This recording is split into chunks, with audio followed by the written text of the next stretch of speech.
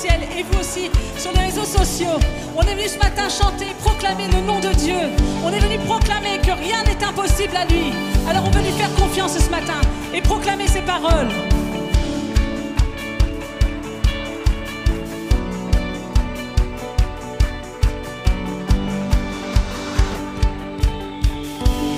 Par toi, je peux tout accomplir. Je peux vraiment tout, car c'est toi qui me rends fort. Non, rien n'est impossible. Par toi, les yeux sont ouverts, les liens sont brisés. Oui, je vis par la foi. Non, rien n'est impossible.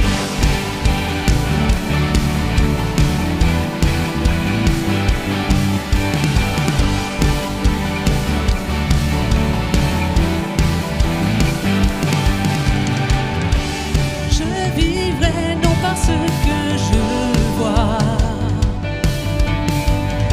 je vivrai non par ce que je ressens. Je le sais, tu es là près de moi. Je le sais, tu peux tout accomplir. Par toi, je peux tout accomplir. Je peux vraiment tout, car c'est toi qui me rends fort. Non, rien n'est impossible. Par toi, les yeux sont ouverts, les liens sont brisés. Oui, je vis par la foi. Non, rien n'est impossible.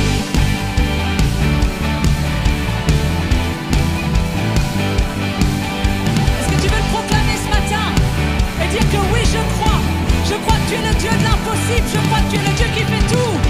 Je vivrai non par ce que je vois, je vivrai non par ce que je ressens. Je le sais, tu es là près de moi. Je le sais, tu peux tout accomplir.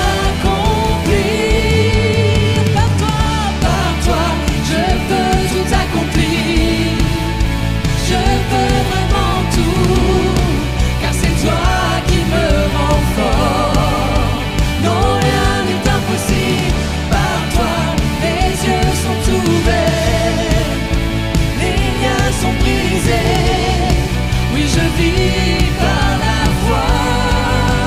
Non, rien n'est impossible.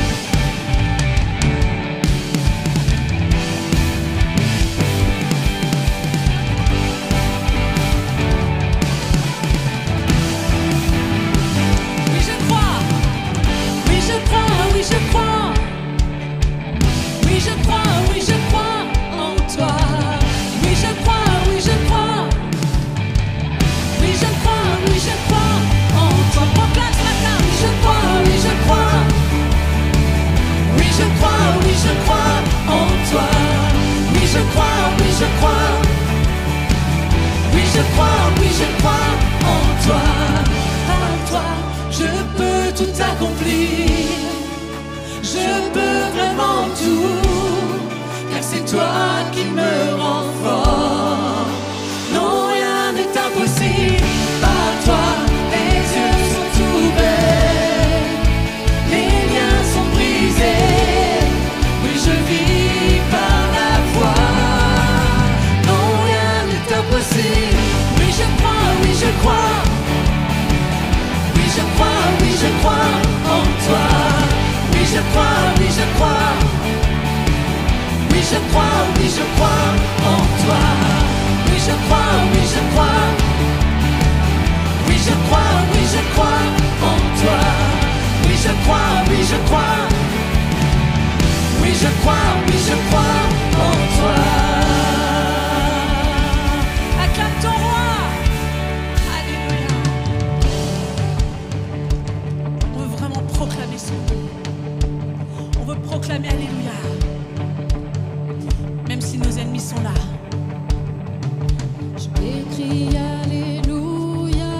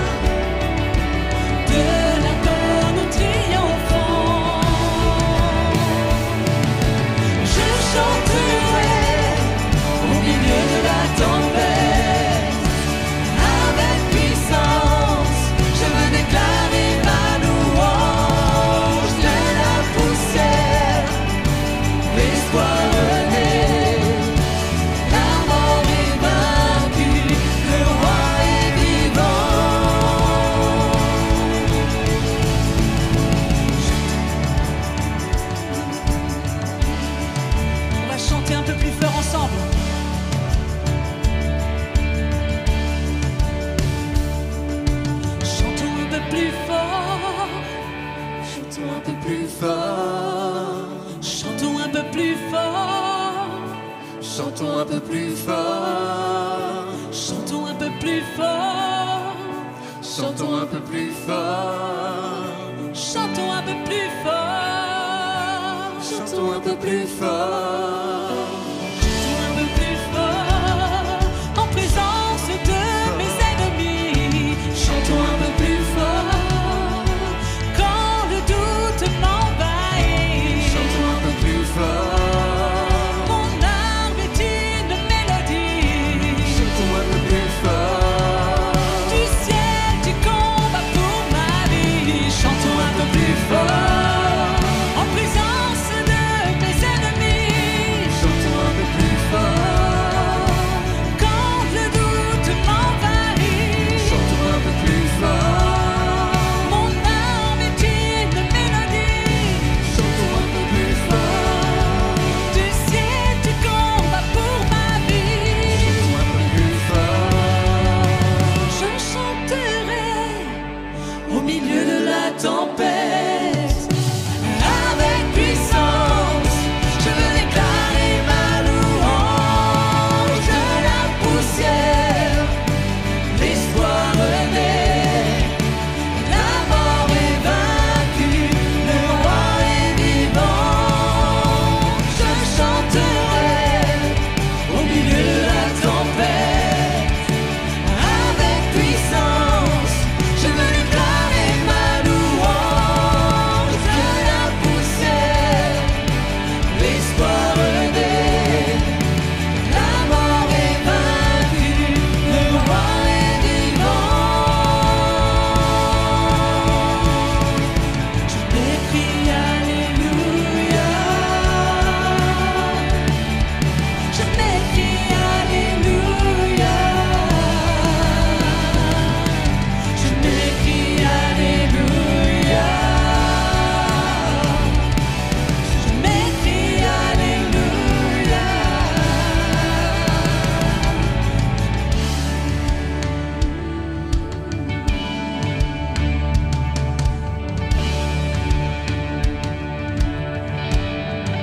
Est-ce que tu es là ce matin juste par habitude ou est-ce que tu es venu pour proclamer son nom? Est-ce que tu es venu t'écrier Alléluia? Alléluia pour qui il est. Alléluia parce que c'est le Dieu de l'impossible. Alléluia parce que c'est le seul qui peut te combler, le seul qui peut répondre à tes besoins pleinement. Parce que là où le cerveau humain s'arrête, lui prend la relève. Est-ce que tu es venu pour proclamer ton nom ce matin? Peu importe ce qui t'arrive, peu importe par quoi tu passes, tu peux t'écrier Alléluia et dire que tu crois vraiment en sa puissance ce matin. Est-ce que tu veux redire je m'écris Alléluia avec moi ce matin, avec nous? Je m'écris Alléluia. Je m'écris Alléluia. Je m'écris Alléluia. Je m'écris Alléluia. Je m'écris Alléluia. Je m'écris Alléluia.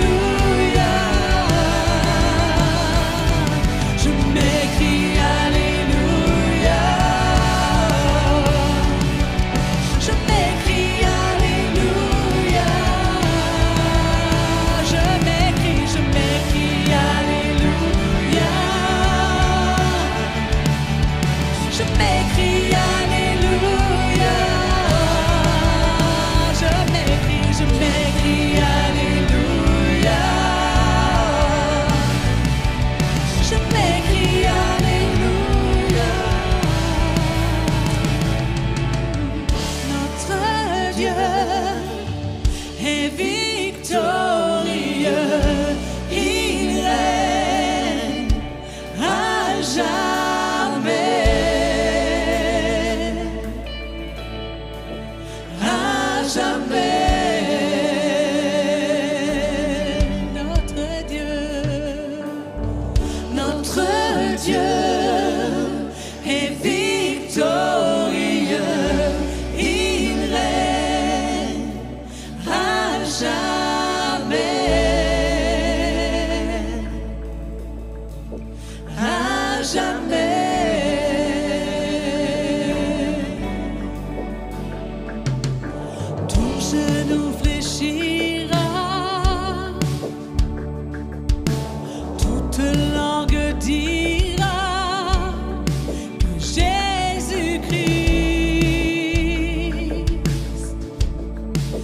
est Seigneur,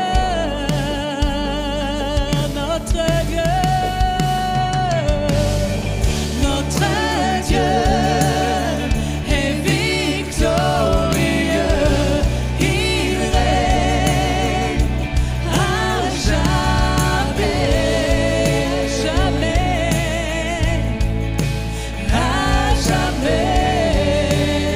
Dis-lui notre Dieu, parce que ton Dieu est victorieux. Notre Dieu est victorieux, il règne à jamais,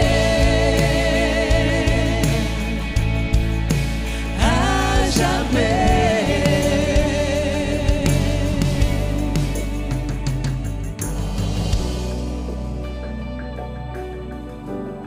Parce que quand il y a sa présence, l'atmosphère change. Parce que par son Saint-Esprit, on revit. Est-ce que tu veux chanter ces paroles ce matin? Alléluia. L'atmosphère est transformée quand il y a sa présence. On va prendre ces paroles ensemble.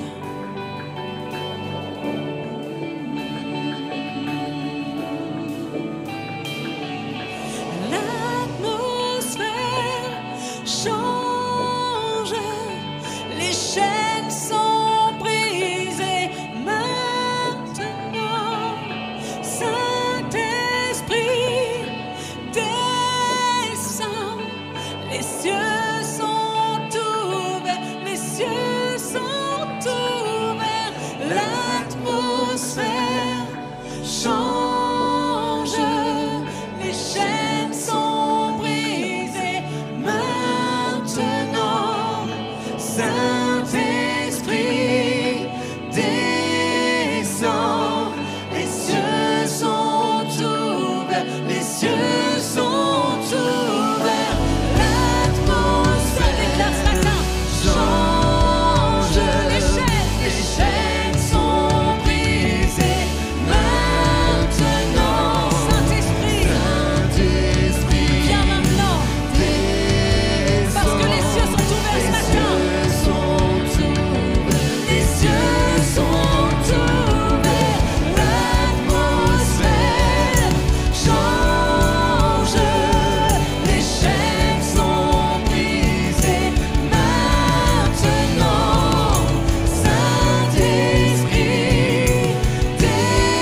descend, les cieux sont ouverts, les cieux sont ouverts. Notre Dieu est victorieux, il règne à jamais, à jamais,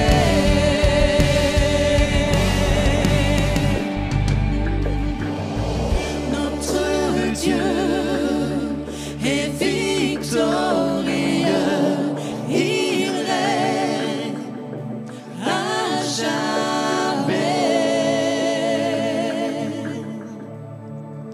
à jamais. Déclare que ton Dieu est victorieux. Notre Dieu est victorieux, il règne à jamais, à jamais. Notre Dieu, notre Dieu est victorieux, il règne à jamais, à jamais.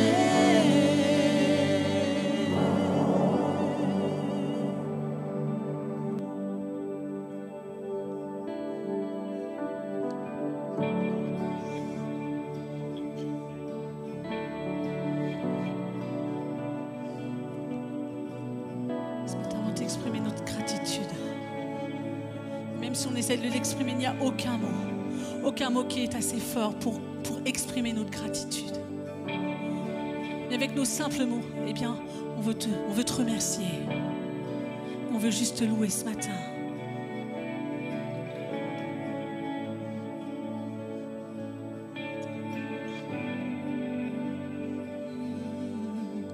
Comment exprimer toute ma gratitude? Je n'ai pas les mots et rien de nouveau. Je pourrais chanter des milliers de fois le chant terminé, tu seras toujours là.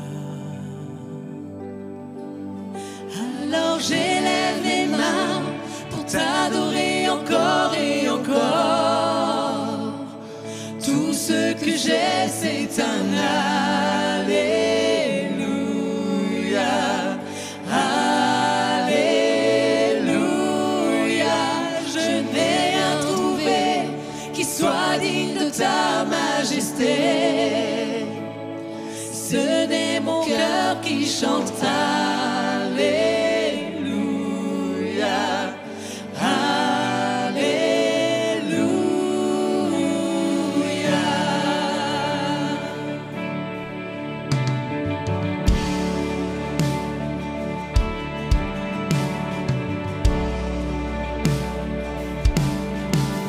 Je n'ai qu'une réponse,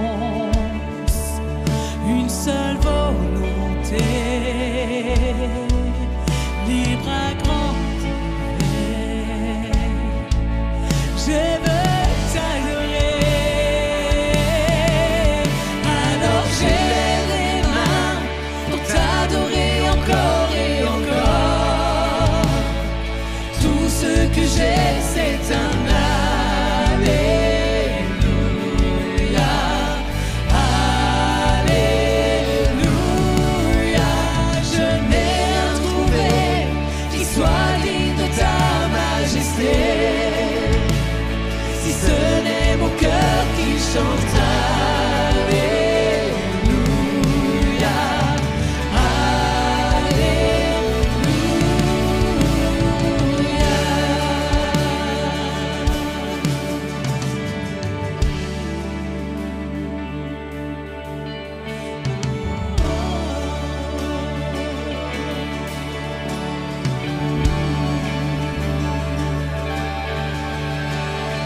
Chante mon âme, ne sois pas timide et lève ta voix, car tu as un lion qui rugit en toi.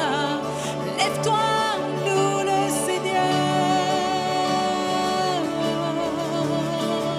Chante mon âme, ne sois pas timide et lève ta voix, car tu as un lion qui rugit en toi. Lève-toi, loue le Seigneur. Chante mon âme, ne sois pas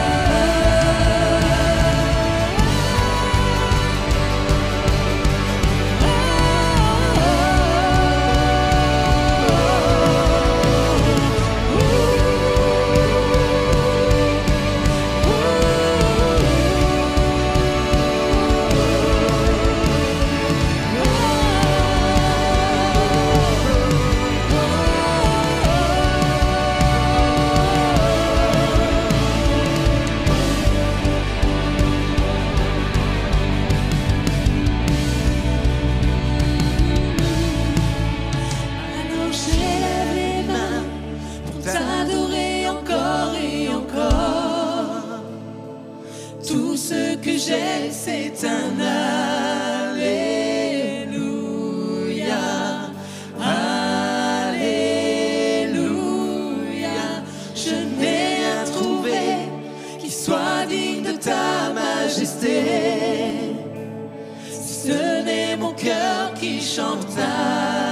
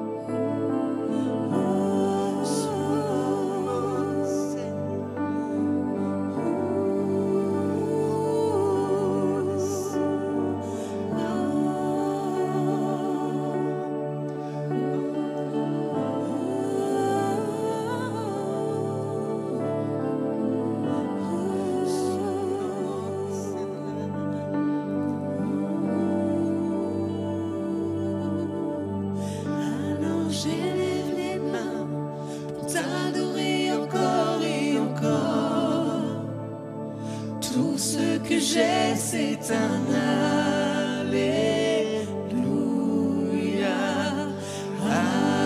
Alléluia. Je n'ai rien trouvé qui soit digne de ta majesté.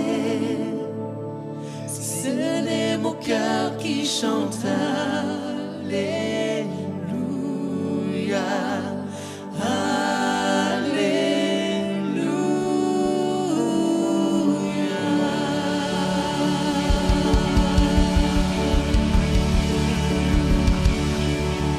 Amen, amen, merci. Merci à l'équipe de louange. Bonjour tout le monde, bienvenue. Bonjour à tous ceux que je n'ai pas encore eu l'occasion de saluer. Donc, bienvenue à EVL, bienvenue à la maison. Donc, si vous êtes là, les incontournables, dimanche matin, 10h30, on a notre culte. Mercredi soir, 19h, nos réunions de prière, ça ne change pas. Dimanche prochain, nous avons la clôture des femmes d'influence. Donc, le midi, vous ramenez, mesdames, vos petits pique-niques. L'après-midi, on passe tout un moment ensemble. C'est sur inscription auprès de soit de Morgane, de Stéphanie ou de Mamie Catherine. Et le soir, malheureusement, je sais, c'est dur, mais malheureusement, les hommes nous rejoignent. Désolée, mais je sais. Et donc, c'est sur inscription et c'est 5 € parce que le soir, on va manger et c'est les filles qui s'occupent d'acheter. Donc, voilà. Et n'oubliez pas, les inscriptions, ça se termine jeudi. Donc, inscrivez-vous bien. La semaine d'après, le samedi 14 juin, les jeunes adultes se rejoignent à partir de 16h. Donc là, pareil, c'est sur inscription. La billetterie était ouverte depuis quelques jours sur la bio de Insta, sur notre compte Insta Jeunes Adultes de VL. Donc, inscrivez-vous bien, c'est à partir de 16h. On va passer tous ensemble. Donc, vous voyez, c'est un petit peu énigme, aventurier, chasse au trésor. Donc voilà, donc n'hésitez pas à bien vous inscrire pour qu'on puisse faire les équipes. La semaine d'après, le vendredi 20 juin, on se retrouve pour notre 2023. Donc pour ceux qui ne savent pas, s'il y a des nouveaux parmi vous, ceux qui ne savent pas ce que c'est un 2023, c'est toute la partie de la louange là qui vient et qui descend. Et on passe plus de 2 heures dans la présence de Dieu à louer, à élever Dieu. Donc surtout s'il y a bien un truc à faire, c'est vraiment de nous rejoindre ce moment-là. Il n'y a pas d'inscription, tu n'es pas obligé de rester les 2 heures. Si tu peux rester que 1 heure, il n'y a aucun problème. N'hésite pas. Le lendemain, donc le samedi 21 juin, il y a la clôture des ados à partir de 11h30. Donc si tu es un ado, si tu es entre 12 et 17 ans, c'est rendez-vous ici à 11h30. Et pareil, les parents pourront vous rejoindre à partir de 19h30 le soir. Avant-dernière annonce, de chaque côté, nous avons des bannettes pour les dons, pour les offrandes. Si vous avez besoin du RIB de l'église, vous allez voir soit le pasteur Manu, soit Stéphanie à la fin. Ils vous le donneront. Donc déjà, merci de ce que vous avez mis, merci de ce que vous allez encore mettre. L'église grandit 100% grâce à vous, donc merci. Dernière annonce, restons connectés. Nous avons 5 pages de réseau, que ce soit Insta, Facebook, TikTok pour un peu la vie de l'église, des vidéos un petit peu plus fun. YouTube pour notre chaîne, pour revoir ou voir un culte si vous n'avez pas vu. Et le petit dernier, le plus récent, le site internet de l'église. Donc là, il y a toutes les annonces dessus. Si vous avez loupé quelque chose, tout est noté dessus. Donc maintenant, je laisse la place à Morgane qui va continuer son message. Amen, merci.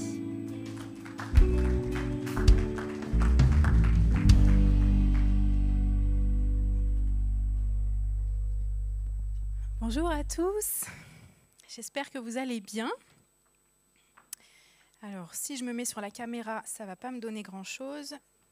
Voilà, c'est mieux. J'espère que vous allez bien, vous tous qui êtes ici parmi nous et vous qui nous regardez sur les réseaux en distanciel aujourd'hui. J'ai la joie ce matin de continuer la série sur la thématique d'Esther qu'on a commencé il y a plusieurs dimanches maintenant. Si vous avez manqué certains messages, je vous invite à les retrouver sur la chaîne YouTube. Et je vous invite surtout à prendre vos Bibles à la maison, à les ouvrir et à lire le livre d'Esther. C'est un livre qui est super court, ça fait 10 chapitres uniquement, ça se lit facilement, c'est assez facile à comprendre, même si ça fait partie de l'Ancien Testament. Souvent on redoute un peu l'Ancien Testament, mais c'est assez facile à comprendre. Et avec l'appui des prédications en plus, vous pourrez vraiment voir qu'est-ce que ça peut apporter pour vos vies et comment ça peut vous aider et vous transformer. Je vais commencer par simplement faire un rapide rappel du contexte au cas où vous ne connaissiez pas ce livre ou que vous n'avez pas forcément entendu les dernières prédications pour que personne ne soit perdu. Le livre d'Esther nous présente 4 personnages, 4 protagonistes principaux. On a d'abord le roi Assuérus, aussi appelé Xerxès Ier, qui était le roi de l'immense empire perse, un roi puissant, un roi important. On a ensuite Esther, dont le nom intitule le livre, qui est une jeune orpheline juive qui va devenir la reine du roi Assuérus après que ce dernier ait répudié sa première femme. On a ensuite Mardoché, qui est le cousin d'Esther, qui l'a élevée alors qu'elle était orpheline, qui l'a adoptée, qui l'a élevée, qui l'a instruite selon les préceptes juifs de l'époque, et à qui, je fais une petite précision parce que ça va être important pour la suite, pour comprendre bien les choses, à qui il a conseillé de ne pas révéler qu'elle était juive au moment où elle est entrée dans le palais, de peur qu'elle soit mal vue. Il lui a dit « tu ne dis pas ton origine », on va voir après pourquoi. Et enfin, on a Aman, le premier ministre d'Assuérus, qui nourrit une haine de Mardoché et de tout le peuple juif au point de publier un édit pour les exterminer tous. Alors au-delà un peu des objectifs et des ambitions personnelles de chacun, ce matin, je voudrais qu'on puisse voir un peu leur caractère, leurs attitudes, comment ils ont agi, comment ils ont évolué et quels fruits ils ont récoltés à cause de leur caractère ou grâce à leur caractère. On va commencer d'abord par mettre Aman d'un côté, ensuite on va voir Esther et Mardoché, et on va terminer par une dernière personne qui ne fait pas partie à proprement parler du livre d'Esther, mais qui illustre très bien la thématique de ce matin, qui est « Revêt l'humilité ». Donc comme je disais, on va commencer par Aman, qui est l'image de ce que nous dit le Proverbe 16, verset 18. « L'arrogance précède la ruine, et l'orgueil précède la chute ». On connaît tous au moins une personne, et je suis sûre quand je vais vous dire, vous allez me dire « oui, des comme ça, j'en connais ». On connaît tous au moins une personne qui a tout vu, qui sait tout, qui a tout fait, qui connaît tout, qui sait mieux que tout le monde et qui est meilleur que vous parce qu'il a passé telle ou telle chose dans sa vie. On est d'accord, on en connaît tous des comme ça, oui. Bon. Et bien Aman est un peu comme ça. C'est son attitude, il est comme ça. Au chapitre 3 du livre d'Esther, l'auteur nous dit que le roi Assuérus s'est choisi Aman comme premier ministre, et le texte dit qu'il l'a élevé en dignité, qu'il a placé son siège au-dessus de tous les chefs qui étaient auprès de lui et qu'il ordonne à tous de se prosterner devant Aman. On voit quand même déjà que Aman, il a du level, quoi. C'est pas n'importe qui. Et le roi va même lui remettre son anneau avec le sceau royal. Je ne sais pas si vous avez un peu l'image à l'époque, l'anneau avec le sceau qui permettait de sceller les courriers au nom du roi. Eh bien, le roi va même remettre son anneau à Aman, preuve de la confiance qu'il lui fait. Tu peux sceller les courriers en mon nom, c'est quand même important. Et donc, preuve de la confiance qu'il lui fait, puis de l'importance qu'a Aman aux yeux du roi. Et Aman va gagner en stature, il va devenir quelqu'un d'important, de puissant dans le royaume. Et le roi va même prendre conseil auprès de lui. On va le voir un peu plus tard. Pour certaines choses, le roi va dire « Ok, toi, Aman, qu'est-ce que tu ferais ? Je te demande conseil. » Et ce premier ministre-là va même devenir conseiller du roi. Quand même, voilà, on voit un peu le niveau. Et l'histoire, elle pourrait s'arrêter là. On pourrait nous dire que Aman a été un super premier ministre, qu'il a merveilleusement bien gouverné auprès du roi, d'une manière droite et juste. Eh ben non, c'était sans compter un trait de caractère typiquement humain, l'orgueil. Et la première chose qui peut nous venir à l'esprit quand on lit cette histoire et quand on découvre le personnage d'Aman, c'est de se dire « Oh, franchement, il abuse un peu, ok, il est devenu important, mais c'est pas la peine de te la raconter quand même, tranquille, quoi. » Mais plutôt que de l'accuser pour son attitude d'arrogance, d'orgueil, je voudrais simplement ce matin déjà nous inviter à prendre garde à nos propres cœurs et à nos propres pensées, parce que je crois que l'orgueil, c'est un péché qui nous guette tous. Alors que nous-mêmes, parfois, on prend du galon un peu dans nos vies, on a une promo au travail, on accomplit certaines choses qui sont des bonnes choses, qui sont super, puis les gens nous applaudissent un peu. On pourrait commencer à prendre un peu le melon, comme on dit. 1 Corinthiens 10, verset 12 nous dit « Ainsi donc, que celui qui croit être debout prenne garde de tomber. » L'orgueil, c'est typiquement humain. Aman était humain, il est tombé dans l'orgueil, puis demain, ça pourrait nous arriver aussi. Alors, je nous invite ce matin à veiller sur nos cœurs, à veiller sur nos pensées pour ne pas finir comme Aman surtout. Si on regarde la définition de l'orgueil, toute simple, dans le dictionnaire basique, ça nous dit que l'orgueil, c'est une opinion très avantageuse ou un sentiment exagéré qu'une personne a de sa propre valeur, une estime excessive de soi-même qui porte à se mettre au-dessus des autres. C'est une présomption, une estime exagérée, un amour excessif de soi-même qui fait que l'on est persuadé de sa propre excellence au point que l'on se juge supérieur aux autres. Sacré programme quand même. Aman, il s'est enflé d'orgueil parce qu'il est devenu important aux yeux du roi. Nous sommes importants aux yeux du roi des rois, mais ce n'est pas une raison pour nous enfler d'orgueil, pour nous penser plus importants au-dessus de ceux qui ne sont pas à Christ et pour considérer que parce que nous sommes chrétiens et que nous sommes importants aux yeux du roi des rois, nous sommes l'élite. Ce n'est pas, par exemple, parce qu'on a dans cette église un très bon groupe de louanges qu'il faut penser que notre église est meilleure que celle d'à côté, qui a peut-être juste 3 personnes qui jouent d'un instrument et qui chantent et c'est tout, ou qui est moins moderne. Merci Seigneur pour les dons et les talents que tu déposes dans chacun d'entre nous. Merci pour le travail et les efforts de chacun. Mais ça ne nous vient pas de nous.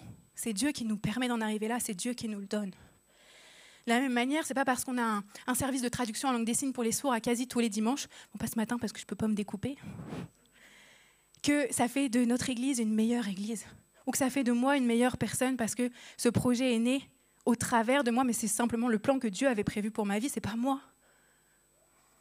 Le Proverbe 16, verset 1 nous dit « L'homme fait des projets, mais celui qui a le dernier mot, c'est l'Éternel. » On pense que c'est nous qui faisons, que c'est nous qui agissons.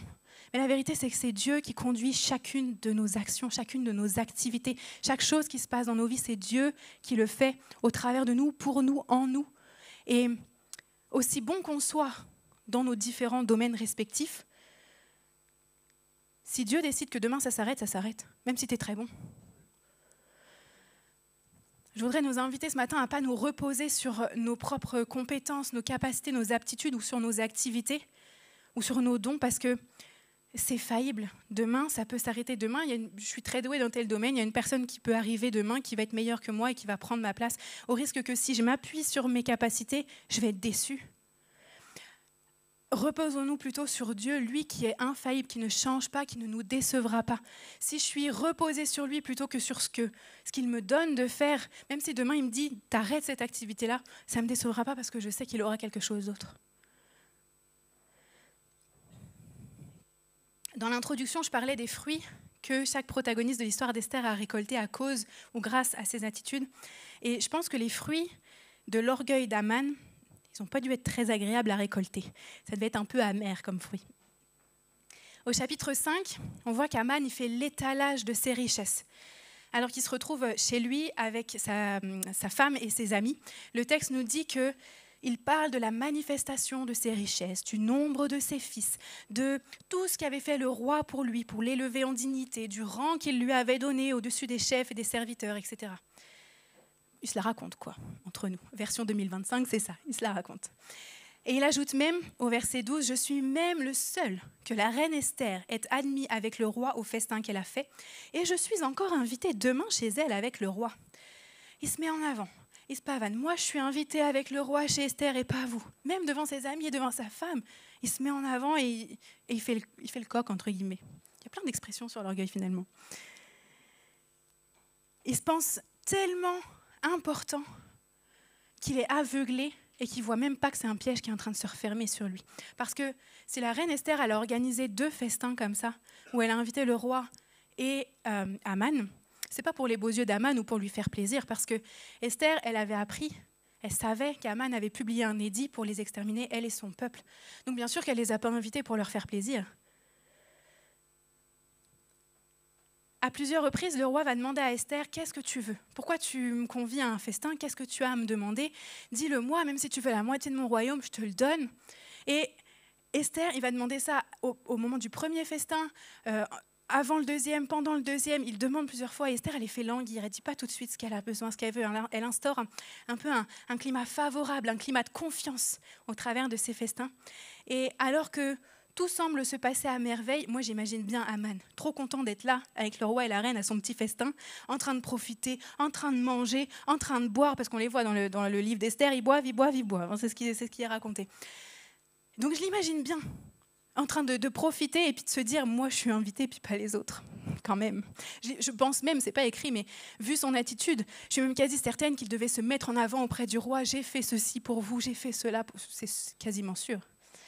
Et c'est pile à ce moment-là, et Mika il a dit, que ce livre d'Esther, on pourrait en faire un film tellement il y a des rebondissements. Et là, il y a un rebondissement, tenez-vous prêts.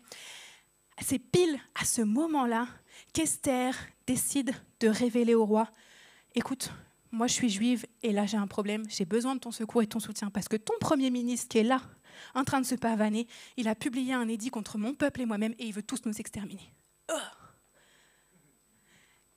Aman, là, en train de boire son petit verre, tout ça, en train de manger, il a dû se dire « Oh, les problèmes commencent ».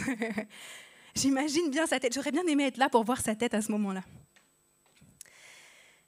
Le manque d'humilité t'aveugle et te fait périr complètement. Quand tu laisses l'orgueil te gagner, quand tu laisses ton cœur s'enfler d'orgueil, à un moment donné, la seule chose que tu vois, c'est toi-même. Tu vois que toi-même, tu brilles par toi-même, tu t'es ébloui par toi-même à tel point que tu n'es même plus capable de voir ce qui se passe autour de toi. Les pièges qui te sont tendus. Alors là, dans cette histoire-là, j'ai envie de dire, Aman, entre guillemets, tant pis pour lui, c'était lui le méchant de l'histoire. Mais même aussi gentil que tu sois, si tu laisses l'orgueil t'enfler, tu ne seras même plus capable de voir quand l'ennemi te tend un piège et tu tomberas dedans. Entre le premier et le deuxième festin qu'a organisé Esther, le roi apprend que Mardoché, le cousin d'Esther dont on a parlé tout à l'heure, par le passé, l'a sauvé d'un complot qui était mené contre lui par 2 gardes. Mardoché a entendu qu'il y avait ce complot qui était en train de se jouer. Il a déjoué le complot et il a sauvé le roi. Il a permis que le roi ne soit pas tué. Mais il n'a jamais été remercié pour ça, il n'a jamais été honoré pour ça, il n'a jamais rien reçu pour ça. Et quand le roi apprend ça, il demande conseil à son premier ministre, Aman. On l'a vu tout à l'heure, Aman est aussi conseiller du roi. Et il lui donne pas de précision, mais il lui dit, toi, qu'est-ce que tu ferais si tu devais honorer un homme ? Qu'est-ce que je dois faire si je veux honorer un homme ? Alors Aman lui répond, il faudrait faire ça, ça, ça, ça, ça. Mais en lui-même, il se dit, on trouve ça au chapitre 6, verset 6, quel autre que moi, le roi voudrait-il honorer ? Carrément. Il se pense tellement important qu'il n'est même pas capable de se dire que d'autres peuvent être honorable auprès du roi, qu'il n'y a pas que lui qui est honorable, il n'y a pas que lui qui fait des choses comme il faut. Imaginez, à nouveau, encore une fois, nouveau rebondissement, la tête d'Aman quand il a compris que c'était Mardoché que le roi voulait honorer. Ce même Mardoché qu'il déteste, qu'il veut faire mourir, c'est lui qu'il veut honorer. Pire encore, le roi lui dit, c'est bien tes idées là pour honorer un homme, mais tu sais quoi, c'est Mardoché que je veux honorer, tu peux y aller pour moi s'il te plaît ? D'une, les honneurs ne sont pas pour moi. De 2, c'est pour mon ennemi. Et de 3, c'est moi qu'il faut qu'aille l'honorer. La claque. Je pense que dans son ego, là, à ce moment-là, ça a dû piquer bien fort. Plus que la contrariété, le déboire, la frustration, l'insatisfaction que ça peut amener, l'orgueil t'amène vers la chute. Au départ, c'est ça, c'est quelques déconvenus. Ça te pique un peu dans ton orgueil. Mais au bout du bout, c'est la chute. Parce que pour finir, et je vais faire court, on va résumer la fin de l'histoire, je vous spoil un peu la fin. Aman s'est fait pendre à la place de Mardoché sur le bois que lui-même avait préparé pour Mardoché. L'orgueil précède la chute, comme le dit le verset qu'on a lu tout à l'heure, mais l'humilité précède la gloire. Contrairement à Aman, Esther et Mardoché sont les 2 protagonistes de l'histoire qui font preuve d'humilité. Et ils illustrent, eux, parfaitement le proverbe 15:33 qui nous dit « La crainte de l'Éternel enseigne la sagesse et l'humilité précède la gloire. » Souvent, on a tendance à penser que s'humilier, être humble, c'est être faible. Je voudrais qu'on garde à l'esprit ce matin que la logique divine et notre logique humaine, c'est complètement l'opposé. Dieu ne raisonne pas comme nous, on raisonne. Matthieu 23, verset 12 nous dit « Quiconque s'élèvera, comme Aman s'est élevé, sera abaissé, ce qui lui est arrivé, et quiconque s'abaissera sera élevé. » Humainement parlant, c'est un peu dur à comprendre, c'est pas très logique pour nous, ça fait pas vraiment sens, mais c'est la logique de Dieu. Nous sommes appelés à être différents du monde, à être complètement à l'opposé, humbles là où l'orgueil est prôné, à nous faire petits, plutôt qu'à nous mettre en avant, à garder à l'esprit que tout ce que nous faisons, tout ce que nous avons, ça nous vient de Dieu. Même si on fait plein d'efforts, même si on s'investit, ça nous vient de Dieu, pas de nous. Et parce que nous appartenons à Dieu, ça doit se voir dans nos attitudes. Mardoché il vivait en appliquant les principes, les règles, les lois juives de l'époque, notamment le fait de ne de ne s'agenouiller que devant l'Éternel. Et alors que le roi a ordonné que tous s'agenouillent devant Aman, Mardochée refuse. Parce qu'il obéit à ses principes, parce qu'il honore son Dieu, il refuse. Et ce matin, je voudrais t'encourager vraiment à faire comme Mardochée. Plier le genou devant Dieu, oui, mais pas devant ton ennemi. À t'humilier devant Dieu, ce n'est pas une preuve de faiblesse. À t'humilier devant Dieu, mais à résister à ton ennemi. Dans le chapitre 3, au verset 8, Aman y donne un conseil au roi parce qu'il a vu que les Juifs, notamment Mardochée, refusaient de s'agenouiller devant lui. Alors, lui qui était super arrogant, évidemment, ils s'agenouillent tous sauf lui. Pourquoi lui, il ne s'agenouille pas devant moi ? Évidemment, ça lui plaisait pas. Et Aman va alors dire au roi, à propos des Juifs, du peuple juif, il n'est pas dans l'intérêt du roi de le laisser en repos.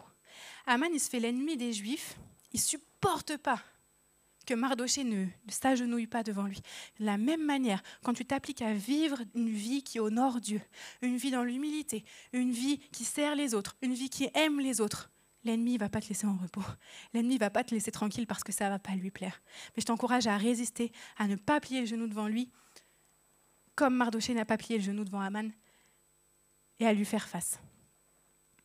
Aujourd'hui, si tu fais face à un ennemi quelconque, ne te fatigue pas à essayer de te bagarrer avec lui parce que c'est une perte de temps, une perte d'énergie. Simplement plie le genou devant Dieu parce qu'en agissant ainsi, alors que tu vas plier le genou devant Dieu, ton ennemi va plier le genou devant toi. Ça semble pas logique encore une fois. Nous, on voudrait y aller, on voudrait, entre guillemets, je me suis jamais battue de ma vie, donc je vais pas aller me battre avec quelqu'un maintenant, mais on voudrait se défendre en fait, on voudrait y aller pour éliminer notre ennemi. Laisse-le. Viens t'humilier devant Dieu et c'est lui qui va s'en occuper. Esther 6, verset 13 nous dit, c'est pour resituer le contexte, après qu'Aman a été missionné par le roi Assuérus pour aller honorer Mardochée, alors qu'il ne voulait pas trop y aller, ça l'embêtait, mais il y est allé. Au moment où il est rentré chez lui, auprès de sa femme et de ses amis, il leur a raconté ce qui venait de se passer. Et Esther 6, verset 13 nous dit, si Mardochée, c'est la femme d'Aman, et ses amis qui lui répondent ça. Si Mardochée, devant lequel tu as commencé de tomber, est de la race des Juifs, tu ne pourras rien contre lui, mais tu tomberas devant lui.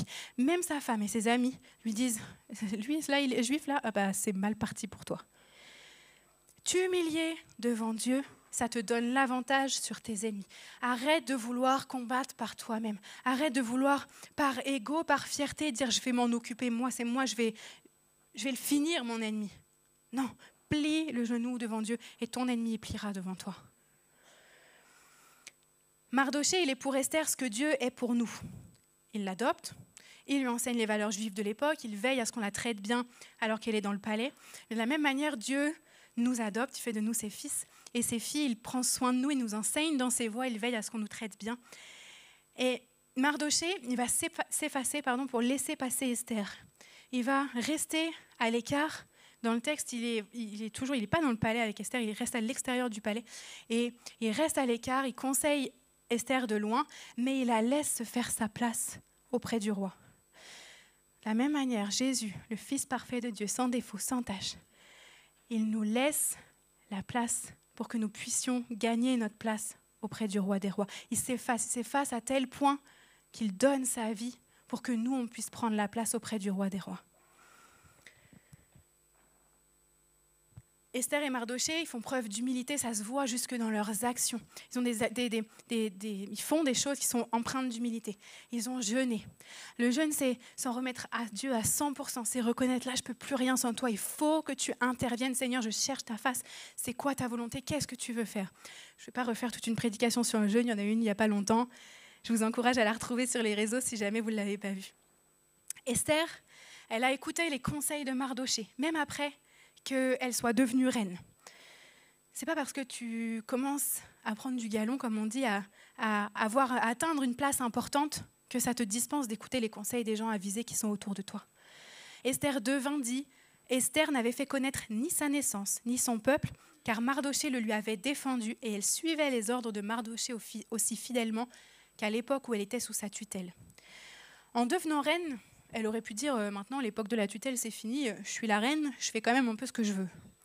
Eh bien non, elle a continué à écouter les conseils de Mardochée et heureusement, parce qu'imaginez, rappelez-vous, on a dit, elle n'a pas dit qu'elle était juive depuis le début. Elle m'a fait sa petite stratégie, elle organise ses festins, elle se met le roi et Aman dans la poche et bim, elle tombe sur Mardochée, je suis juive, et lui, elle tombe sur Aman, et je suis juive, et lui, il fait n'importe quoi contre moi. Si dès le départ, elle était arrivée en disant, moi je suis juive, je suis fière, je vais le dire, le destin, il aurait été bien différent. Peut-être même que c'est le destin de tout le peuple juif qui aurait été différent. À l'image d'Esther, moi, je veux continuer à écouter la voix du Saint-Esprit qui vient et qui me conseille. Même si demain, il m'emmène à je ne sais quelle place, même si demain, il m'amène à faire je ne sais quelle chose importante ou géniale, je veux continuer à écouter fidèlement. Le texte nous dit qu'elle a écouté fidèlement les conseils de Mardochée. Je prie qu'on puisse continuer à écouter fidèlement les conseils du Saint-Esprit. Le peuple et Mardochée, autre action empreinte d'humilité, ils ont déchiré leurs vêtements, ils se sont couverts d'un sac et de cendres. C'est un peu bizarre pour nous en 2025, mais à l'époque, c'était une coutume juive qui était un symbole de repentance et d'humiliation, parfois de deuil selon le contexte, qui venait exprimer une souffrance intérieure profonde au travers de gestes visibles à l'extérieur. Et au travers de ça, les Juifs, ils reconnaissaient leur faiblesse, ils manifestaient une repentance sincère et ils s'humiliaient devant Dieu pour implorer son intervention et sa grâce. Le texte dit qu'ils se lamentaient et qu'ils pleuraient. Souvent, dans l'imaginaire collectif, on se dit « faut pas pleurer, faut pas se lamenter, c'est pas bien, non, je dis rien ». Souvent même, combien ça nous est tous déjà arrivé, quelqu'un vient nous dire « bonjour, ça va, oui, ça va », alors qu'en fait, ça va pas du tout. Mais on pleure pas, on ne dit pas. Il y a même cette pensée pour les hommes, moi je suis un bonhomme, je pleure pas. Bon. Je crois qu'il y a deux types de lamentation. Il y a la lamentation qui vient se plaindre et remettre en question ce que Dieu fait. Mais Seigneur, pourquoi tu as fait ça? Pourquoi j'aurais préféré que ça se passe comme ça? Alors que entre nous, on n'est personne pour remettre en question ce que Dieu fait ou comment il le fait.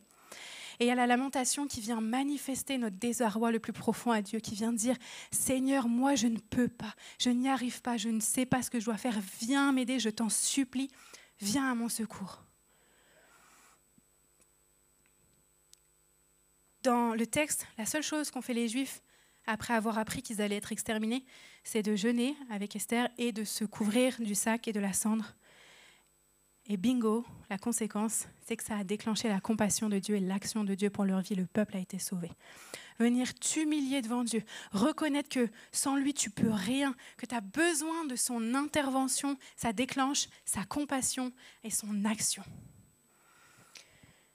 Je fais une courte parenthèse sur une dernière action qui témoigne de l'humilité qu'on ne retrouve pas forcément spécifiquement dans les livres d'Esther, mais qui pour moi est importante à mentionner, c'est le fait de demander pardon. Demander pardon, ça demande de s'humilier, ça demande de reconnaître nos erreurs, de dire j'ai raté quelque chose, je te demande pardon. Et si l'un d'entre nous aujourd'hui sait qu'il doit demander pardon à quelqu'un pour quelque chose, je vous encourage à vous humilier, à aller le faire. Peut-être que la personne en face ne réagira pas ou elle ne recevra pas, elle n'acceptera pas votre demande de pardon, mais vous l'aurez fait, vous serez humilié et vous aurez agi de la bonne façon. Vivre une vie chrétienne en accord avec la parole de Dieu, alors c'est pas facile, ça coûte, ça demande des efforts. Et peut-être qu'aujourd'hui, il y en a d'entre nous qui se sentent un peu découragés, qui ont l'impression que malgré tout ce qu'ils font, malgré toutes les bonnes choses qu'ils essayent de faire, malgré le fait qu'ils essayent de rester humbles, de rester sérieux, de rester corrects en ordre devant Dieu, il n'y a rien qui change, il n'y a rien qui bouge. Je fais tous les efforts que je peux, j'essaye d'être la meilleure personne et puis il n'y a rien qui se passe, je suis toujours dans les mêmes galères. Au point même de se dire, je vais tout abandonner parce que franchement, clairement, je fais tout ce que je peux et puis ça ne change rien. Autant vivre comme les gens du monde. Je veux t'encourager ce matin à ne pas abandonner parce que Dieu voit et Dieu se souvient. Quand Mardochée il a sauvé le roi de ce complot qui menaçait sa vie, Mardochée il n'a reçu aucun honneur sur le moment. Et pourtant, un jour, Dieu a tout organisé, tout orchestré, aligné toutes les circonstances pour qu'on se souvienne du bien qu'il avait fait. Une nuit, le roi n'arrive pas à trouver le sommeil. Il décide de consulter ses annales. Qui fait ça en plein milieu de la nuit, on ne sait pas trop, mais bon, tout est conduit par Dieu. Et dans ses annales, il découvre un document attestant qu'un jour, Mardochée l'a sauvé d'un complot et lui a permis de ne pas être tué, mais qu'il n'a reçu aucun honneur. Alors le roi décide immédiatement de l'honorer. C'est là qu'on retrouve la suite de l'histoire dont je parlais tout à l'heure. Il a demandé à Aman et c'est Aman qui y est allé. Dieu va finir par honorer ton cœur pour lui. Reste dans cette humilité, reste dans ce cœur d'humilité, dans cette vie droite devant Dieu, qui honore Dieu, parce que même si aujourd'hui tu as l'impression qu'il n'y a rien qui bouge, même si tu as l'impression que tu fais tout ça puis que ça ne change rien, toutes les bonnes choses que tu peux faire pour être en accord avec le Seigneur, c'est jamais vain. Et Dieu voit, il a vu, il voit encore aujourd'hui, et il t'honorera, il honorera ton cœur et tes actions au moment opportun. Quand je ne sais pas, mais quand lui, il l'aura décidé, comme pour Mardoché, il alignera toutes les circonstances pour que tu puisses être honoré. Esther, quand elle dénonce Aman à l'issue du deuxième festin qu'elle a organisé, elle démontre encore une fois son humilité. Elle vient invoquer le secours, la protection du roi pour être sauvée de l'édit qui a été publié contre elle et contre son peuple. Mais à aucun moment, elle ne cherche à se venger d'Aman. Elle aurait pu demander au roi, punis-le, il s'en prend à moi, il s'en prend à mon peuple, punis-le, finis-en avec lui. Elle aurait pu. Blessée dans son ego de femme juive qu'on allait exterminer, elle aurait pu dire, finis-en avec lui, je ne veux plus le voir, je ne veux plus en entendre parler. C'était la reine, elle était elle-même quand même encore au-dessus du Premier ministre. Mais simplement, dans son humilité, elle vient juste chercher le secours et la protection du roi sans chercher à se venger de son ennemi. Et ça, c'est l'attitude qu'on doit adopter. Quand on est un peu malmené par une tierce personne, par l'ennemi de nos âmes, Satan, la seule chose que nous devons faire, c'est de nous présenter devant Dieu, d'exposer, de dénoncer ce qui nous est fait, de dire voilà, qui s'en prend à moi, comment on s'en prend à moi. Mais Seigneur, je ne veux pas me battre avec la personne, je viens chercher ton secours, je viens chercher ta protection et toi, occupe-toi-en. Toi, fais ce que tu sais faire. Esther, elle a été éduquée par son cousin Mardoché, comme je disais tout à l'heure, dans les lois juives de l'époque. Et très certainement que Mardoché lui lisait les Écritures, lui parlait des Écritures. Et très certainement qu'elle connaissait ce que dit l'Éternel, à moi la vengeance, à moi la rétribution. Et parce qu'elle connaissait ça, elle savait qu'elle n'avait pas besoin de prendre la place de Dieu pour se faire juge d'Aman elle-même, mais qu'elle avait juste qu'à remettre et que c'était Dieu qui allait s'en occuper. Et Dieu s'en est occupé. Connaître la parole de Dieu, connaître qui est ton Dieu, savoir que c'est lui ton défenseur, que c'est lui qui pourvoit à tes besoins, que c'est lui qui combat pour toi. Ça te permet de pouvoir lâcher prise, de pouvoir déposer à ses pieds tout ce que tu combats, toutes les choses de ta vie, pour qu'il puisse s'en occuper lui-même. Ce matin, je veux nous encourager à arrêter par fierté ou par orgueil, par ego un peu surdimensionné, de vouloir tout faire par nous-mêmes. Non, je vais m'en occuper, c'est moi qui vais le faire. Laisse, plie le genou devant Dieu, humilie-toi et laisse-le faire. Souvent, on a cette expression en français, on n'est jamais mieux servi que par soi-même. Bon, je vais le faire moi-même, je vais me défendre, je vais le faire moi-même, je vais m'en occuper. Tu ne seras jamais mieux servi que par Dieu lui-même. Après la mort d'Aman, le roi donne sa maison à Esther et Esther va y établir Mardoché. Quand enfin Esther a réussi à se débarrasser d'Aman, elle aurait pu prendre tous les honneurs pour elle, mais à nouveau, encore une fois, elle démontre l'humilité en n'oubliant pas qu'elle a réussi avec l'aide de Mardoché, par ses conseils, par son intervention aussi. C'est comme le disait Anaïs la dernière fois, ce n'est pas l'histoire juste d'Esther, c'est l'histoire d'Esther, de Dieu, de Mardoché, des servantes qui tous ensemble ont réussi à atteindre l'objectif. Pareillement pour nos vies, souvent, on a tendance à penser qu'on se suffit à nous-mêmes, qu'on peut gérer tout seul. Il y a même des personnes qui disent « de toute façon, moi, je me suis fait tout seul ». Peut-être que dans ta vie, tu n'as pas eu grande aide de pas grand monde. Peut-être qu'il n'y a pas eu beaucoup de personnes pour t'entourer. Et peut-être que tu es parti de plus loin avec plus de galères que certaines autres personnes, ça, j'en doute pas. Mais je crois sincèrement que pour que tu en arrives là où tu es aujourd'hui, ce n'est pas simplement par toi-même, parce que tu as fait toi-même, c'est parce que Dieu a permis, il a aligné les circonstances, les temps, les personnes au bon moment, au bon endroit pour que tu puisses arriver là où tu en es aujourd'hui. Esther 8, versets 7 et 8 nous dit « Le roi Assuérus dit à la reine Esther et aux Juifs Mardoché, « Voici, j'ai donné à Esther la maison d'Aman, et il a été pendu au bois pour avoir étendu la main contre les Juifs.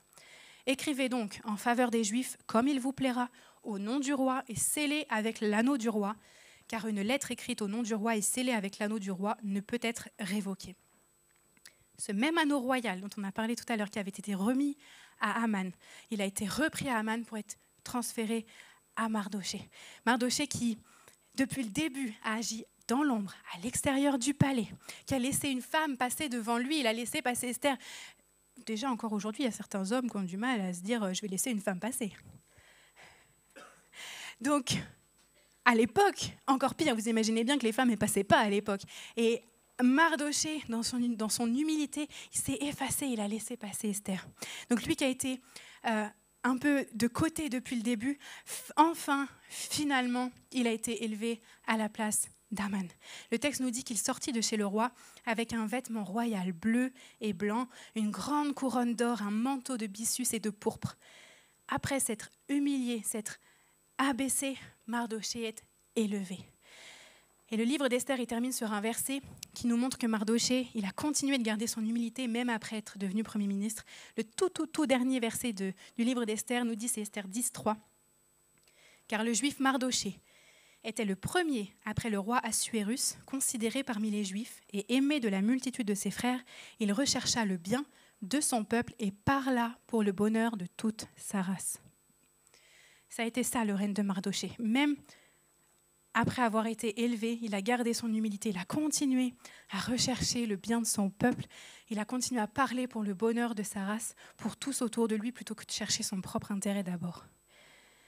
Et c'est à ça que Jésus nous appelle à chaque jour, parce que lui qui est au-delà d'Esther, au-delà de Mardochée, c'est l'exemple suprême d'humilité. C'est lui qui nous enseigne le mieux ce qu'est l'humilité.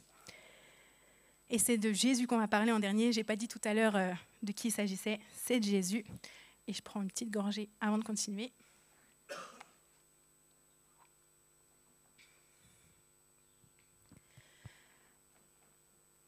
Petite question ce matin pour nous amener à la réflexion d'à quel point l'humilité de Jésus est immense. Dans quelle autre religion le Créateur se fait créature? J'ai jamais vu ça ailleurs. Jésus, qui était là avec le Père, avec le Fils, avec le Père et le Saint-Esprit, depuis le début, dans la gloire, a accepté de se dépouiller de sa royauté pour venir se faire homme et porter nos péchés à la croix. Jésus, c'est la parole faite chair et il nous enseigne. Les versets dans la parole sur l'humilité, ça ne manque pas. On a Matthieu 5, 3. Heureux ceux qui sont humbles de cœur, car le royaume des cieux est à eux. Proverbe 22, verset 4. Sois humble et crains l'Éternel. Tu seras riche et honoré, et tu recevras la vie. Proverbe 18, 12. Quand l'orgueil remplit le cœur d'un homme, sa ruine est proche. Avant d'être honoré, il faut savoir être humilié. On ne peut pas faire plus clair. Jésus nous enseigne, mais pas seulement en parole, tout comme Mardochée et Esther, ses actions démontrent l'humilité.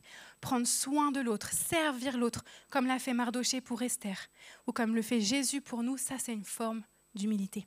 Et l'exemple le plus parlant que je puisse vous apporter aujourd'hui, c'est celui où Jésus lave les pieds de ses disciples, lui qui est le maître.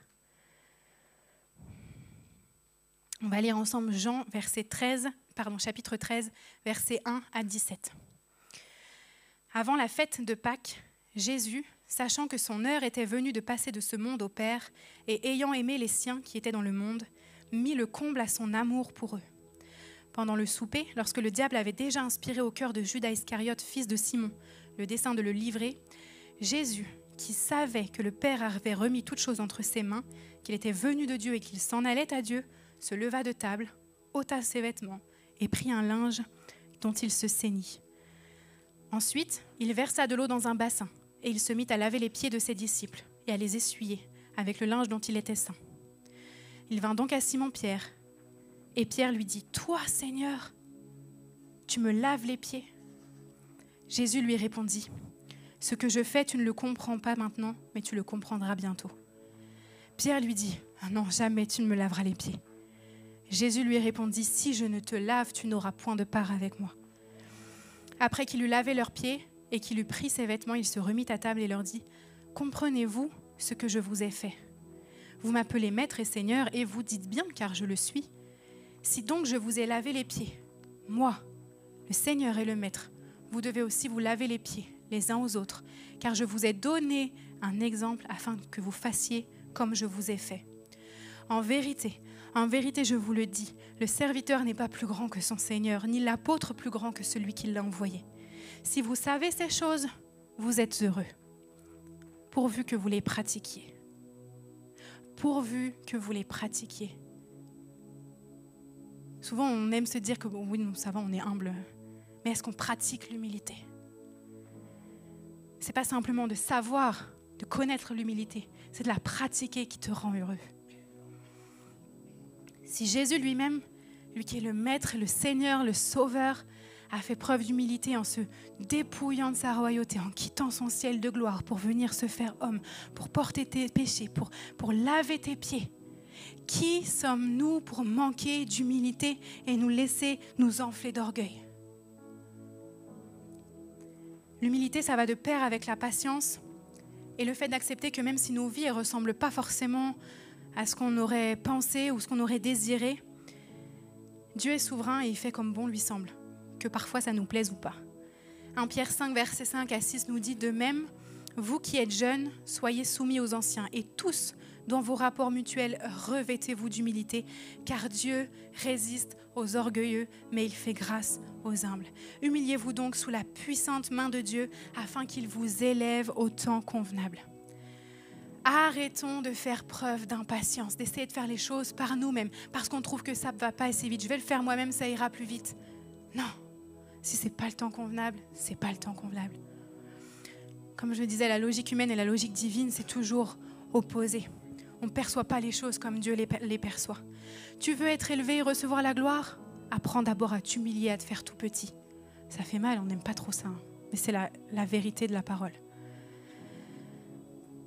Pour conclure, je voudrais vous amener sur un emblème qu'on connaît tous et que je pense que beaucoup ont vu courir hier, sur les maillots des joueurs de foot. Est-ce qu'on a le coq sur les maillots des joueurs de foot? Je pense que oui, le petit coq, qui est l'emblème de la France. Et le coq, on a cette expression faire le coq, bomber le torse, se pavaner, le coq au milieu de sa basse-cour. Je veux prier ce matin pour que là où l'esprit d'orgueil règne dans nos vies, il soit brisé pour laisser place à un esprit d'humilité, pour qu'on puisse incliner nos cœurs devant Dieu et le laisser nous revêtir d'humilité, pour qu'enfin on respecte et on honore le roi des rois à sa hauteur, à sa juste valeur, et qu'on arrête de se glorifier de quoi que ce soit. Tout ce que nous avons, tout ce que nous faisons nous vient de Dieu. Ça ne vient pas de nous, même si on fait des efforts, même si on s'applique, même si on s'investit, ça ne nous vient pas de nous. C'est Dieu qui nous permet de l'avoir. Et ce n'est pas pour nous, c'est pour lui. Ce n'est pas pour notre gloire personnelle, pour qu'on puisse briller, c'est pour que lui puisse briller au travers de nous. On va terminer par un chant qui nous dit que nous ne pouvons rien sans la présence de Dieu. Et je vous invite ce matin à vous lever, si ce matin vous voulez comme faire un pas vers le Seigneur pour dire « Seigneur, je veux venir m'humilier devant toi. Je veux venir incliner mon cœur devant toi. Et je veux reconnaître et attester que je ne peux rien sans ta présence, que je ne suis rien sans toi, que j'ai besoin de toi et que mon seul désir, c'est plus de toi, pas plus de moi. Pas plus de moi, ni plus que quoi que ce soit d'autre que le monde pourrait m'offrir, mais plus de toi, Seigneur. Ce matin, on veut t'invoquer, on veut te dire, viens nous trouver dans ce lieu, Seigneur. Viens nous trouver ici, Seigneur, alors que nous nous humilions devant toi, Seigneur Jésus. Alors que nous inclinons nos cœurs, Seigneur. Nous voulons te demander de venir nous trouver dans ce lieu, Seigneur. Nous voulons te demander pardon, Seigneur, pour ces moments où nous manquons d'humilité, Seigneur Jésus. Où nous manquons, Seigneur, de simplicité, Seigneur Jésus, où nos cœurs s'enflent d'orgueil parce qu'on fait telle ou telle chose ou parce qu'on devient telle ou telle personne. Seigneur, pardon pour ces moments où on manque d'humilité, Seigneur Jésus. Je prie ce matin que tu puisses nous revêtir de ton humilité, Seigneur. C'est toi que nous recherchons, Jésus. Le seul besoin que nous avons, c'est plus de toi, Seigneur. Pas plus de talent, pas plus de compétences, pas plus de quoi que ce soit d'autre, mais plus de toi, Seigneur Jésus. Nous avons besoin de toi, Père. Et on te demande pardon ce matin. Si tu sais, au fond de ton cœur, et je pense que personne ne peut se vanter de n'avoir jamais été orgueilleux. Je pense que tous, à un moment donné, on a fait preuve d'orgueil dans nos vies. Tous, à un moment donné, on s'est un peu enflé pour X ou Y raison. Et ce matin, je vous invite à demander pardon à Dieu. Seigneur, on te demande pardon ce matin. Viens devant toi pour te demander pardon pour ces fois où on a manqué d'humilité, où l'orgueil nous a guettés. On te demande pardon, Seigneur Jésus. Viens nous purifier, Seigneur. Viens nous laver de cet orgueil, Seigneur. Viens nous faire mourir à notre chair, Seigneur Jésus, pour nous conduire par ton esprit, Seigneur. Comme dans ce livre d'Esther, où il n'y a pas une seule fois la mention de ton nom, mais où on voit ta main du début jusqu'à la fin, dans la façon dont chaque chose est orchestrée, dont chaque destin est scellé. Nous voulons reconnaître, Seigneur, que même si parfois on ne te voit pas, tu es là. Tu es là à chaque instant et tu ne nous as jamais abandonnés. Tu ne nous as jamais laissés, Seigneur Jésus. Et on te demande pardon d'avoir voulu faire par nous-mêmes parfois. On te demande pardon d'avoir essayé de prendre ta place parfois. On te demande pardon de nous être fait juges de nos ennemis parfois. On te demande pardon, Seigneur Jésus, d'avoir voulu faire à ta place, Seigneur. Ce matin, je prie que ton humilité descende dans les cœurs, que ton humilité vienne revêtir tes enfants, Seigneur Jésus, vienne revêtir ton assemblée, Père, et que tu puisses faire ce que tu sais faire, ce que tu veux faire, Seigneur Jésus, que nous te laissions la place, Seigneur, ce matin à 100%. Seigneur, ce matin, nous le reconnaissons et nous le proclamons. Nous ne pouvons rien sans ta présence et nous avons besoin de toi, Seigneur Jésus. Viens te manifester au milieu de nos vies, Seigneur Jésus, et viens faire ce que toi seul sais faire. Viens nous trouver en ce lieu, Seigneur.